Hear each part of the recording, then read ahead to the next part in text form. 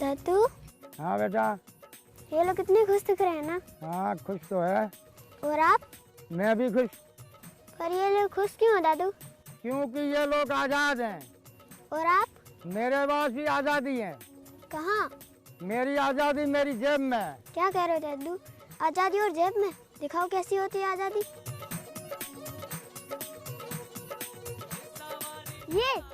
हाँ ये है मेरे आजादी की निशानी। Azadi means freedom.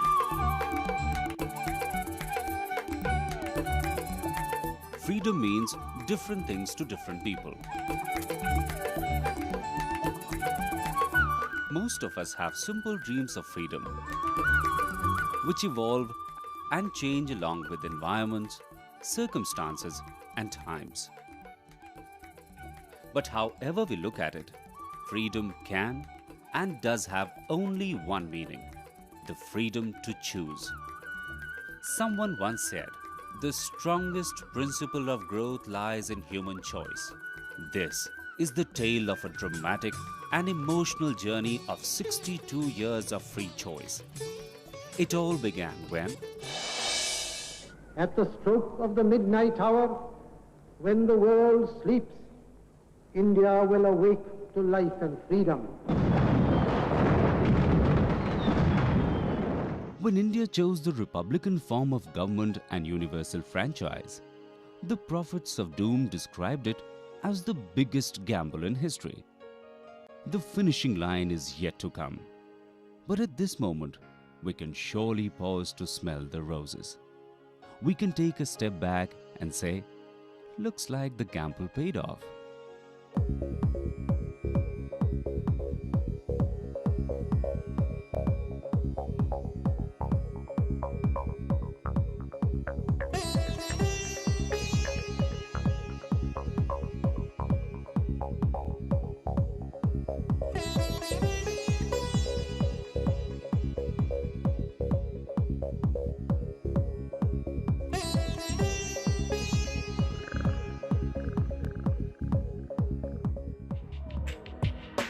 In Western democracies, adult franchise was extended in stages to men of property, then to educated men, later to all men, and finally to women as well.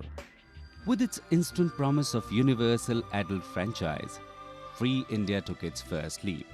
The first Indian elections symbolized the sovereignty and social equality of all Indians when they cast their vote. Maulana Abul Kalam Azad, a freedom fighter, had said, "The essence of a secular and democratic state is freedom of opportunity without regard to race, religion, caste, or community."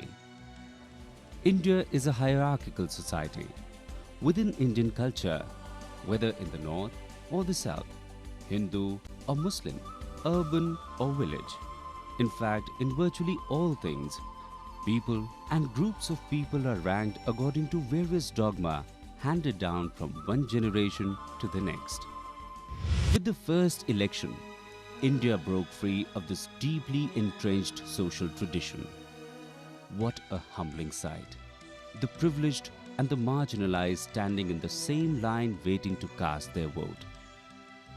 The freedom to choose is fundamental to a democracy. India took another huge leap. Every person who is a citizen of India has the right to vote. Unlike some other democracies, if he has the right to vote, he also has the right to stand for elections, be it for the highest political post in the country. Anyone can become a candidate provided he is not disqualified by law. Candidates in India span a wide spectrum of backgrounds, castes, religions, and status. The panorama includes former royalty, cinema and TV stars, religious holy men, war heroes, and even the man on the street. Meet die-hard optimist Balram Bari, a tea stall owner in the walled city of Delhi. An astrologer had once told him that he would fight his first election when he was 25 and would enjoy political power when he turned 43. He turns 43 next year. He has fought elections 11 times and he has lost all 11 of them. But the twinkle in his eye is not lost when he says, that means I win either this time or in the next Lok Sabha polls. Shabnam Mausi, or Auntie as she is popularly called, is a eunuch. Eunuchs in India normally dress as women, singing and dancing at weddings or where a baby has been born. Shabnam Mausi claims that she has adequate knowledge of the Indian constitution and can converse in 14 Indian languages. She created history, winning the Sohagpur seat in the Madhya Pradesh State Assembly elections. Campaigns utilize not only high-tech, big-money communications, ranging from the latest video vans with two-way screens, but also the traditional door-to-door visits, as well as word-of-mouth publicity. Today, India has all the hallmarks of an energetic, pulsating, vibrant democracy. The world calls it a miracle, but India knows better. It's been a tough and tumultuous journey, riddled with unimaginable complexities and challenges that may seem bewildering to the modern mind. They were faced and overcome.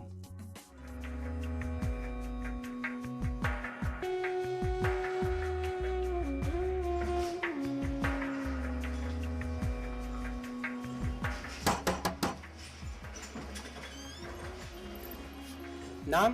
Ramji Lal की पत्नी। तुम्हारा नाम क्या है? अरे कहा तो रामजी लाल की पत्नी।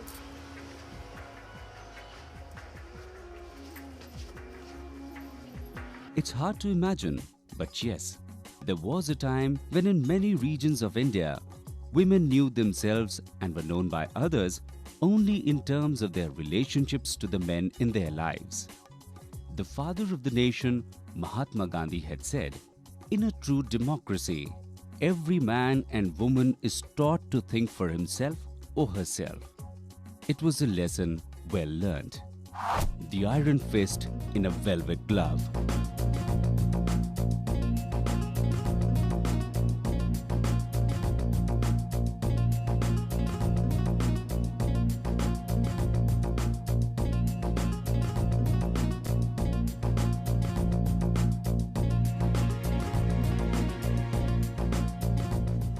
The rural woman chooses to rule.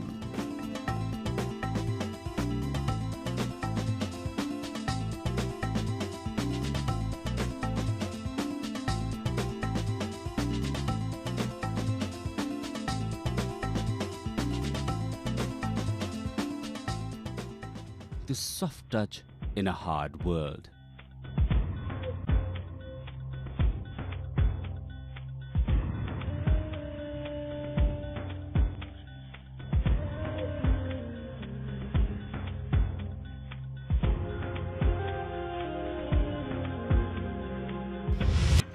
Today, Indian women have more than just an identity of their own.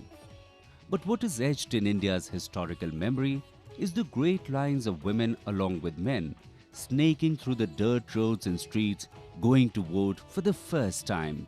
Old women who had waited at least half a century to cast their first vote, saying that they felt like human beings for the first time. 14 general elections and many more to state legislative assemblies have passed. They have had many amazing moments and well-defined milestones.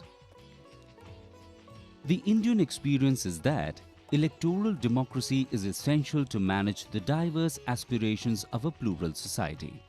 In fact, it is the best tool to bring about political change without upheaval, violence, and bloodshed. Elections in India are sacrosanct. They are fervent. They are intrinsic to Indian culture. An ancient civilization, India is perhaps the only one in world history to be living on and continuing to thrive. Wise people have lots to say on that endurance of India. The Western philosopher Will Durant once said, "India was the mother of our race, and Sanskrit the mother of Europe's languages. She was the mother of philosophy, mother through Buddha of the ideals embodied in Christianity, mother through village communities of self-government and democracy. Mother India is in many ways the mother of us all. One reason is that the democratic spirit has been a characteristic of Indian society through the ages. As Mahatma Gandhi had said, the spirit of democracy cannot be imposed from without. It has to come from within. It certainly does in India. The history of India shows ample evidence of a deeply rooted democracy. Today, that root has blossomed and is here to spread its fragrance. The mainstay of this democratic journey from fledgling to skilled lies in India's undying commitment to the electoral process. I think that the Indian electoral process, and now I speak as an insider, I think is perhaps one of the best in the world. I am not saying it's perfect. Maybe perfection is something that we all try and achieve. But I think that in the totality, the way we conduct the elections, the micromanagement of elections, the details the Election Commission goes into, the increasing maturity of the political processes, the increasing maturity of the electorate. You see, it can't just be a commission. It has to be a totality of a whole country that is involved. Given the overwhelming and unique conditions of the nation, each election in modern India is an epic undertaking. It is without doubt the largest event management exercise in the world.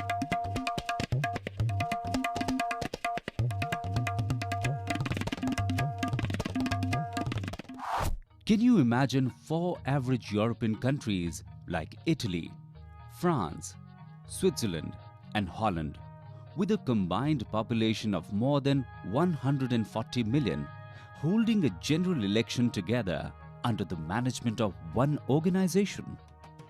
The very thought can be daunting. In India, it is a bigger reality. The state of Uttar Pradesh alone, with a population of 190 million, is more than that of those 4 countries put together. There are 28 states and 3 union territories in India which hold general elections simultaneously. Can anyone do the math of this massive operation and see the picture?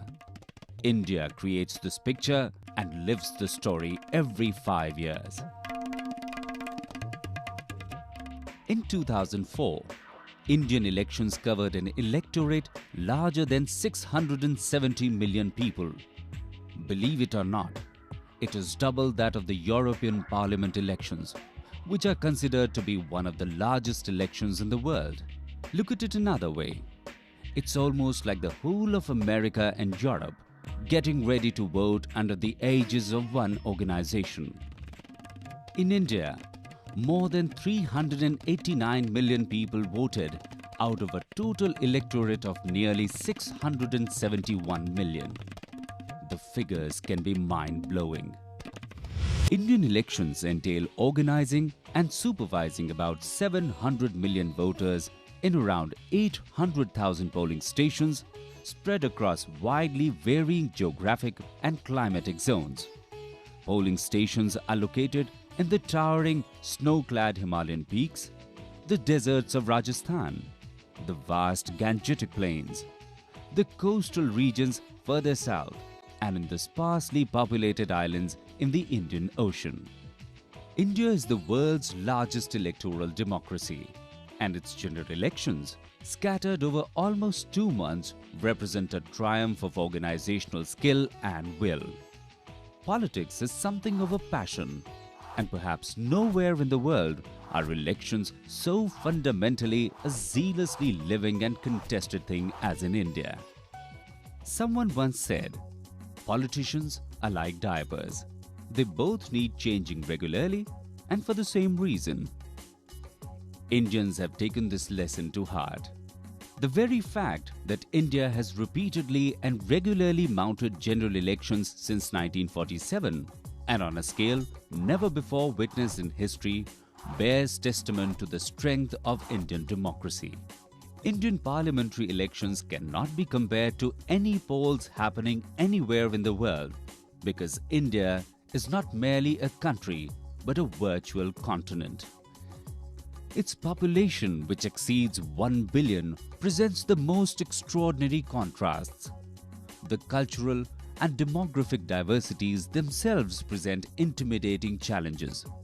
The people of this vast country speak nearly 1,000 languages, follow several different faiths, and are congregated in hundreds of different ethnic and caste communities. Though India is usually associated with religion, being the cradle of more than half of the world's major faiths, yet secular and materialist traditions have as long and complicated a history as Indian religions. As Mark Twain so aptly put it, India is the cradle of the human race, the birthplace of human speech, the mother of history, the grandmother of legend, and the great-grandmother of tradition. Historical traditions, architectural marvels, the chronicles of kings and the exploits of numerous invaders testify to the complexity of Indian history. To speak of Indian culture is to speak of long traditions of music, art, architecture, dance, sculpture, and of course all those signs, gestures, and symbols by means of which people create meaningful, symbolic, silent communication. An extraordinary amalgamation of the new thrown into the traditional mix. There are temples as well as the huge billboards advertising the latest dose of violence and sex doled out by the massive film industry. Peddlers and vendors on the same street as the multiplex shopping centers. Also, just as much a part of Indian landscapes are the traditional murals, alongside the colorful graffiti of hastily scrawled political slogans that appear on the street walls at the onset of elections. Indian elections are multi-hued and lively in more ways than one.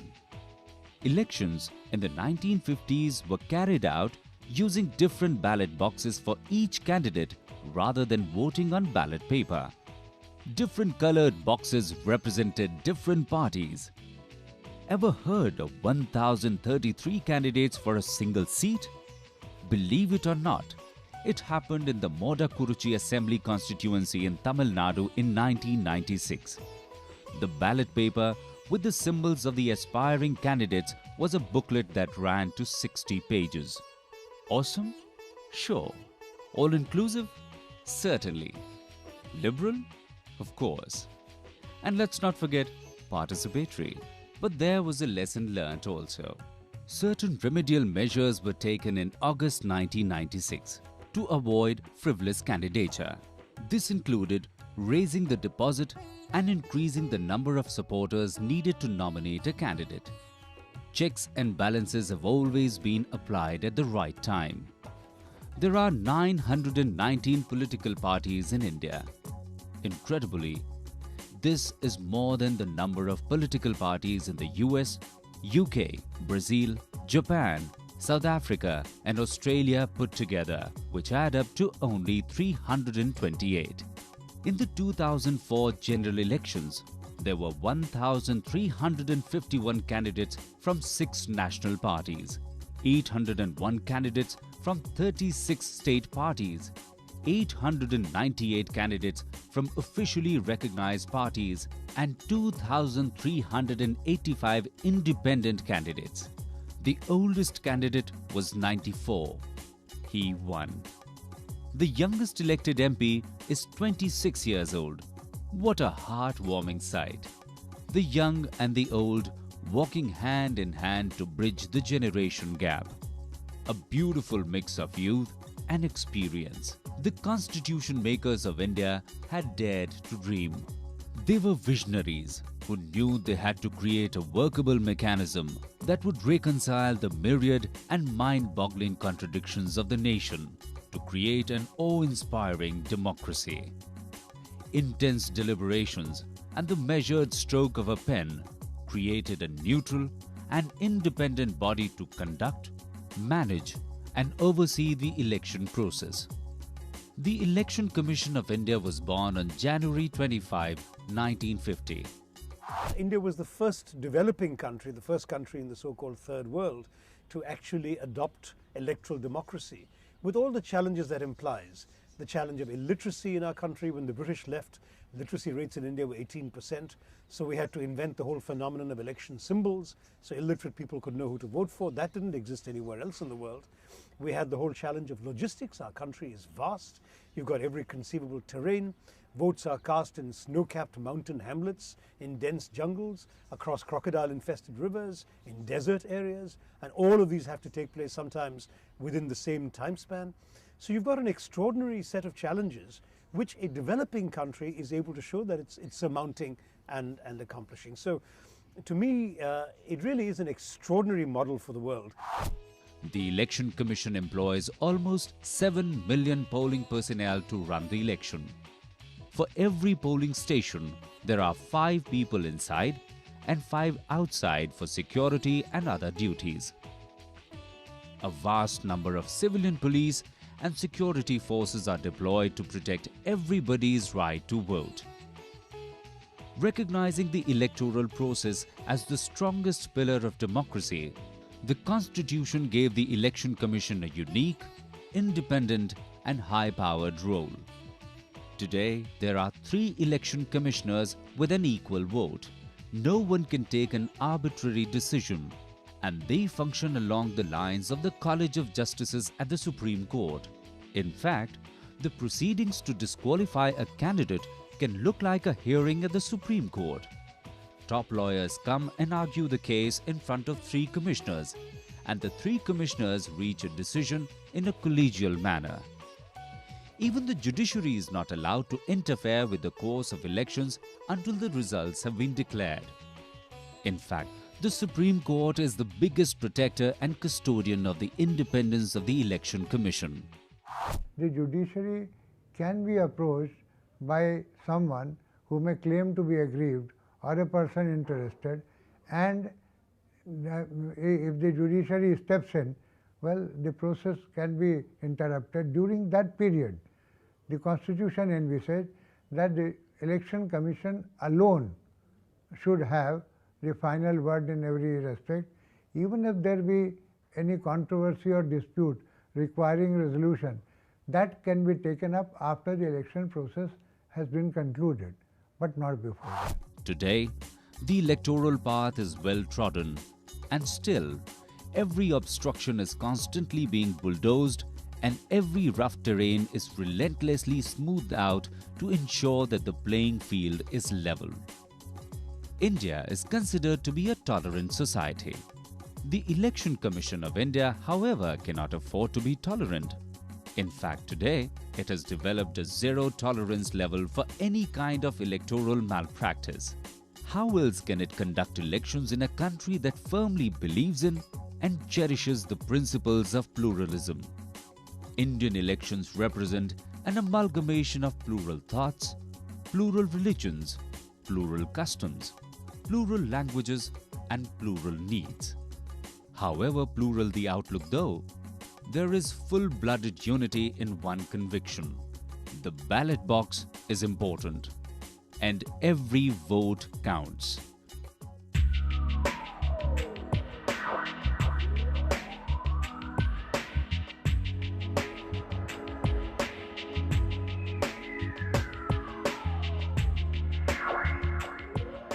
Going to the polls, Indians believe, is like a spiritual exercise that can bring a positive change. It may be with just one vote, but it counts. The nation accords great respect to each vote, and the Indian Election Commission goes to unimaginable lengths to record it. We have polling stations where there's only one voter. There are quite a few, 3-4 polling stations. I remember one in the state of Kerala. It was a site in which a dam was being built. So a very large population was there, a very large number of voters.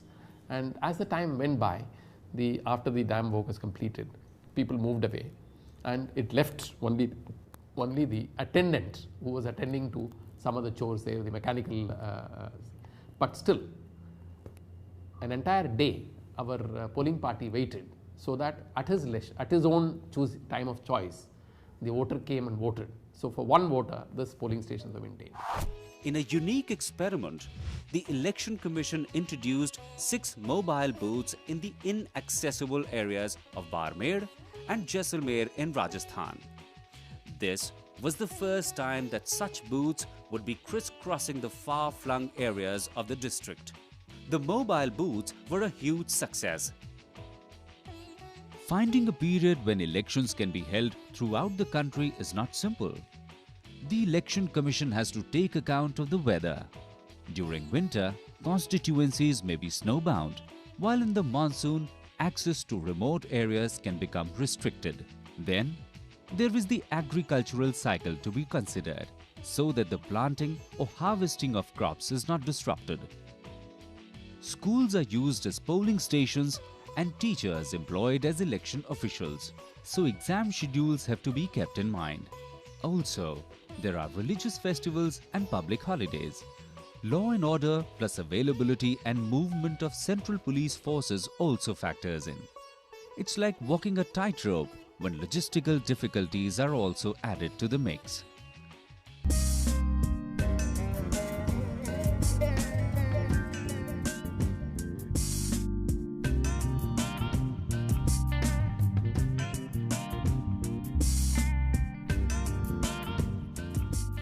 The electoral roll is the backbone of the entire exercise.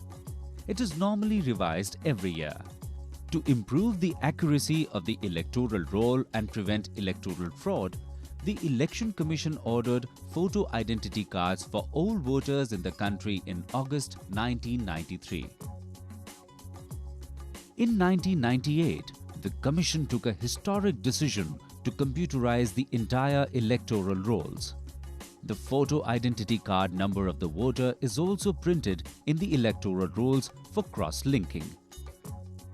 With a simple announcement of election dates, the Election Commission shifts gear from macro to micro mode management inside. And outside, the carnival begins.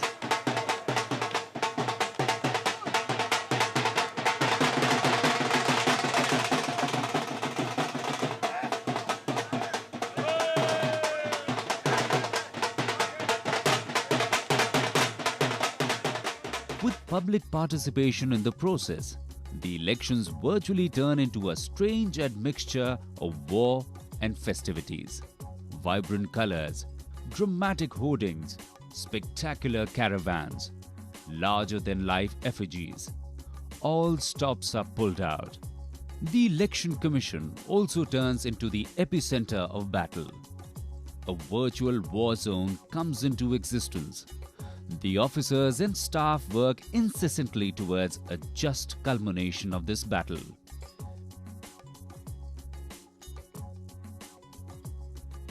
The Election Commission appoints a large number of observers to ensure that the campaign is conducted fairly and that the people are free to vote as they choose. Indian elections have never been an easy proposition. Each election throws up new challenges that need to be addressed. A model code of conduct evolved by the Election Commission on the basis of a consensus among political parties comes into play as soon as the elections are announced. What is astounding is that ancient India had devised and put into place a fairly elaborate code of conduct for those who wished to contest elections for advisory roles to the king. The Chola inscriptions in the 10th century have a code that seems to have the same basic ingredients as the modern Indian code. Sounds like history repeating itself. The model code was agreed to by all the political parties in 1968. However, the Election Commission effectively put it into use in the year 1991. Political parties and contesting candidates are expected to abide by this. This was surely another step towards ensuring free and fair elections in keeping with the long-cherished ideals of democracy. Understandably, the enforcement of this code is extremely difficult.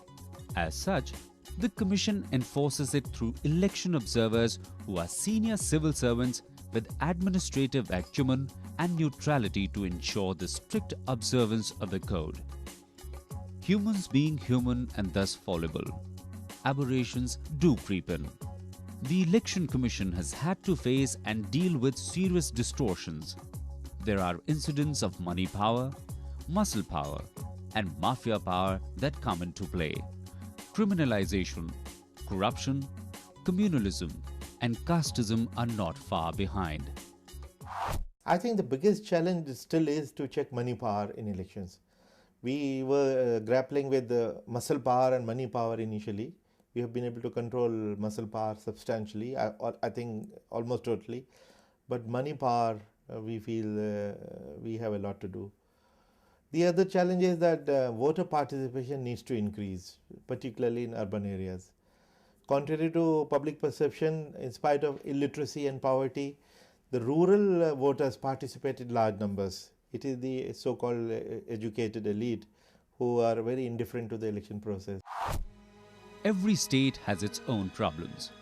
Uttar Pradesh and Bihar faced a great deal of rigging and booth capturing, which the Election Commission has helped to end with strategic intervention. Other states face communal and caste problems and other tensions. Northeast and Jammu and Kashmir face militancy. What rewarding moments for Indians to watch on television. Hordes of voters defying boycotts and threat calls to press EVM buttons. How breathtaking to hear the sounds of democracy suffocate the sounds of guns booming in the nearby hills. Whatever the problems, the mood of the nation during the days of voting is buoyant. It's like a nation reborn. Even the logistical difficulties of the voting, misplaced ballots, rumors of fraud cannot dim the overwhelming victory for democracy and justice. This is one of the most important moments in the life of the country. Pride, identity of the common man, power to the people. In the wisdom of the Indian people is the source of India's renewal. Time after time, the so-called illiterate electorates of India have shown better judgment than the educated. The poor are more committed to the ballot box in India than the elites. In the West, it is perhaps the other way around. Today, with the mandatory right to information about the credentials of the candidates, the Indian voter is armed with information before he chooses. Any assault on Indian democracy is avenged by him, time and again. The ruling party was thrown out in 1977, 1980 and in several elections since then, including the election of 2004. The voters' resilience and transparency of the elections is clearly reflected by this. The media are encouraged and provided with facilities to cover the election. Media persons are given special passes to enter polling stations to cover the poll process and the counting holes during the actual counting of votes. If the Election Commission is playing the role of a neutral umpire during the great Indian elections, the media is playing the role of a third umpire, monitoring and ensuring that all the decisions taken by the Election Commission are within the rules of the game, and also ensuring, in a sense, that all the players who are out there, all the politicians, are also playing by the rules that have been set by the Election Commission. In fact, the media is the biggest watchdog and ally that the Election Commission has. Undoubtedly, many emerging democracies look up to India as a laboratory for democratic experiences and experiments. The three-member Indian Election Commission has gone from strength to strength. In fact, very few election commissions in the world have such wide-ranging powers. Pulsating with energy and dynamism, the Indian Election Commission has provided experts and observers for elections to other countries in cooperation with the United Nations and the Commonwealth Secretariat. India is a founding member of the United Nations Democratic Fund, as well as the International Institute for Democracy and Electoral Assistance. Recently, the Indian Election Commission has internationally shared its experiences and expertise in electoral management and administration, electoral laws and reforms. election officials and delegates from several countries have visited the Commission for a better understanding of the Indian electoral process. The Election Commission of India has an extraordinary international reputation. In fact, I remember talking to the former Algerian Foreign Minister, Lakhdar Brahimi, when we were setting up the mechanisms in Iraq for the United Nations. And his first thing is, why are we going to any Western countries? The best election experts in the world are the Election Commission of India. Let's go there. That's the sort of reputation that the Indian Election Commission has acquired over the years, and it's richly deserved. As the largest democracy, India has a great responsibility to preserve, protect, and fine-tune the system and thereby showcase it to the rest of the world. India's continuing success is perhaps crucial to the future of democracy.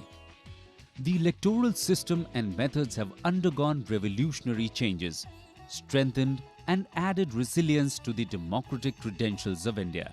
In fact, in keeping with times, Indian elections have gone completely high-tech. Candidates have found that it is easier to woo the voters with technology. 2004 saw the use of GIS mapping in the troubled Naxalite area of Orissa. This creative and pioneering use of GIS technology in electoral management is like another feather in India's already ornate cap and is unique to India. In one of the states in India that where there is a problem of an extremism, where there was a boycott call given by extremists and threats given to the voters. So that's a big challenge to ensure that safe travel by the election personnel, election staff, and also bring the electronic voting machine safely. So this was the task. So since it's being a forest area, we felt that the geographic information system would be a better answer to map the entire route. So using this technology, the entire forest area, all the important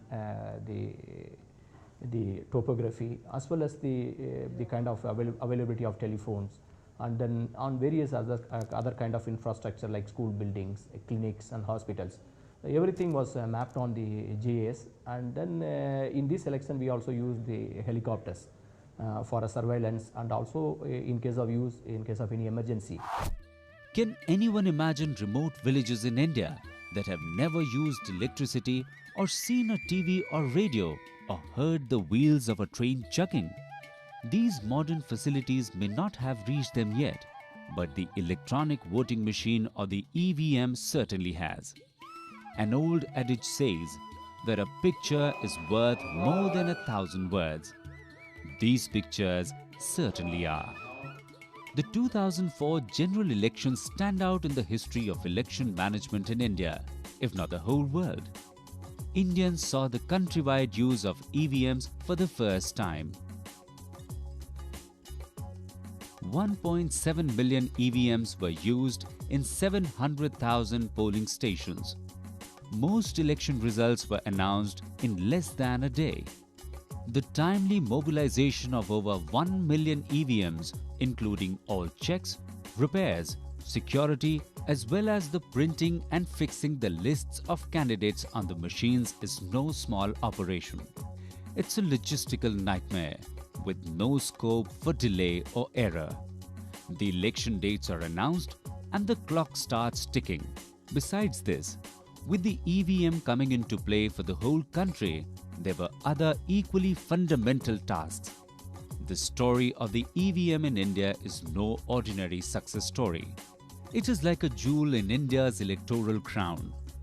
Experts all over the world have observed that the electronic voting machines used in India are the simplest, cheapest, and yet the most effective. The cost of an EVM is less than $250. They were manufactured after considerable research at the behest of the Election Commission. It took the Election Commission 20 years to get them accepted by all parties. Now, they are in demand even in local body and student elections. The best part about the EVMs is the ease with which they can be used. Even the most technically challenged can use them without the slightest difficulty. The EVMs are easy to maintain, battery operated, and do not require electricity for functioning. Elections in India once used around 8,000 tons of paper for printing the ballot papers. The massive use of EVMs in the general elections 2004 has saved around 150,000 trees which would have been felled for the production of ballot lists. What a judicious environmental safeguard.